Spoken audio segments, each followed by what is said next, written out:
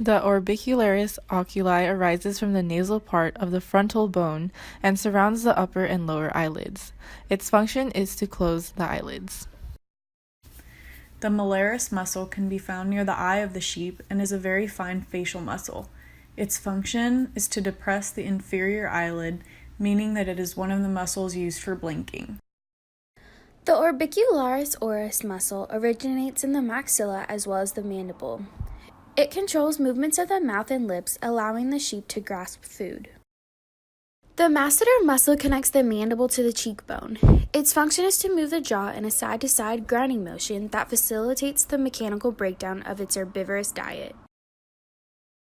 The brachiocephalic muscle originates at the base of the skull and then attaches at the crest of the humerus. It functions to help advance the foreleg forward and extend the shoulder joint, as well as move the neck and head from side to side.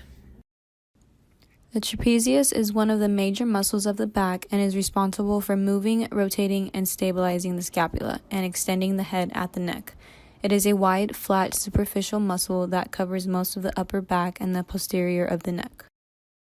The supraspinatus muscle is located on top of the scapula and extends to the top of the humerus.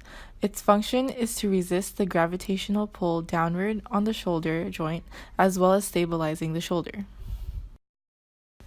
The biceps brachii muscle is located on the front of the upper arm between the deltoid and triceps brachii. Its function is to control the movement of the shoulder and the elbow. The common digital extensor is located on the anterior part of the forelimb. It attaches from the radius to the carpals. Its function is to extend the forelimb to support movement in the sheep.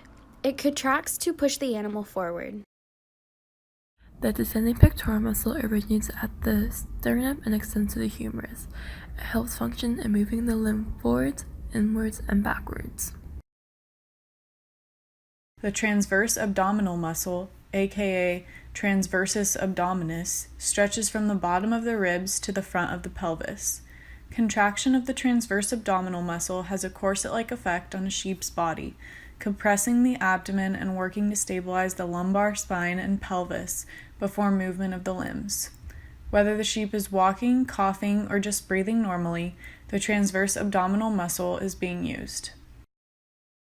The superficial gluteal muscles lie within the gluteal region posterolateral to the pelvis bone and proximal femur. From superficial to deep lie the gluteus maximus, medius, and minimus. The gluteus maximus is an important muscle for hip extension and lateral rotation.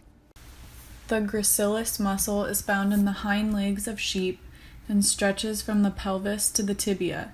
It allows adduction of the thigh or movement of the limb towards the body as well as extension of the hip and extension of the hock. The gracilis muscle can be seen at work when a sheep is walking or running. The gastrocnemius muscle extends from the ventral side of the patella to the tarsus.